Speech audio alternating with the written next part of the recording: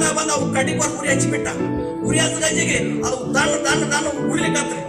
ಅವಾಗ ಕಬೀರದಾಸ ಮಹಾರಾಜರು ಏನ್ ಮಾಡಿದ್ರು, ಒಳಗಿಂದ ಹೊರಗೆ ಬಂದು ಮತ್ತೆ ಹಚ್ಚ ಬೆಳಗ್ಗೆ ಗೊತ್ತ ಕುಂಕುಳದ ಭಜನ ಮಾಡಕತ್ರು.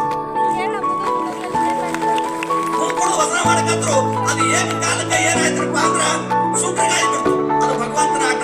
ಸುಟ್ರ ಗಾಳಿ ಬಿಟ್ಟು ಈ ಬೆಂಕಿ ಹೋಗಿ ಆ ವೇಷಗಾರ್ತಿ ಮನೆ ಮೇಲೆ ಬಿಟ್ಟು. ಆ ವೇಷಗಾರ್ತಿ ಮನೆ ಸುದೆ ಆಕೆ ತನ್ನ ಹುಡುಗತ್ತು ಆಕೆ ಬಡ್ಕೊಳಕತ್ತು.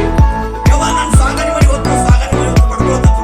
ಅವಾಗ ಬಂದು ಹೇಳಿದ್ರು ಕಬೀರದಾಸ ಬೇಡ್ಕತ್ರು, ನೀನು ಕುಡಿಸು ಸುಡು ನಾನು ಎಂತ ಸ್ವಾಗತ ಮಾಡಿ ಸುಡುತ್ತದ ಹ್ಯಾಂಗ ಅಂತ ಹೇಳಿದ್ರು. ಅವಾಗ ಆಕೆದು ಮನೆ ಸುಟ್ಟು ಇವು ಕುಂಬಾರ ಸುಟ್ಟು. ಅವಾಗ ಬಂದು ಕಬೀರದಾಸ ಬೇಡ್ಕತ್ರು ಆಕಿ, ಎಂತಾವಿದ್ದು ನೀ ಸಂತ ಎಂತ ಜಾಗನಾಗ ನಾನು ಸ್ವಾಗತ ಮಾಡಿ ಸುಡುತ್ತದ. ಅವಾಗ ಕಬೀರದಾಸ ಒಂದು ಮಾತು ಹೇಳ್ತಾರ, ನಿನಗಿಟ್ಟುಕೊಂಡವ್ ನನ್ನ ಮನೆ ಸುಟ್ಟ, ನನಗಿಟ್ಟುಕೊಂಡವ್ ನಿನ್ನ ಮನೆ ಸುಟ್ಟ ಅಂತ ಹೇಳ್ತಾರೆ. ಇನ್ನ ಕಾಶಿ ರಾಜ ಇಟ್ಟುಕೊಂಡನ, ನನ್ನ ಮನೆ ಸುಟ್ಟಾನ. ನನಗೆ ಭಗವಂತ ಇಟ್ಟುಕೊಂಡನ, ನಿನ್ನ ಮನೆ ಸುಟ್ಟ ಅಂತ ಹೇಳ್ತಾರೆ.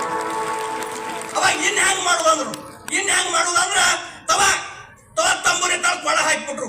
ಅವಾಗ ಆಕಿಗೆ ಉಪದೇಶ ಕೊಟ್ರು, ಇನ್ನಿ ಸಂತಾಯಿಗಳು ಅಂತೇಳಿ ಕಾನು ಪಾತ್ರ ಅಂತೇಳಿ ಉತ್ತರ ಭಾರತದಾಗ ದೊಡ್ಡ ಸಂತಾಯಿ ಹೋಗ್ಯಾಳ.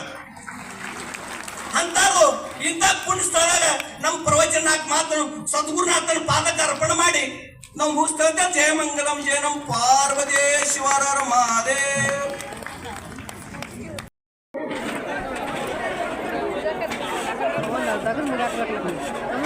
ಅಡಿಗೆ ಮಾಡಿ ಬರಕ್ಕಿಲ್ಲ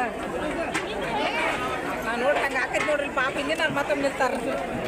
ಅದಕ್ಕೆ ಒಮ್ಮೆ ನೀಡಲ್ಲ ತೆಗಿರ್ ಅಂತಾರ್ರಿ.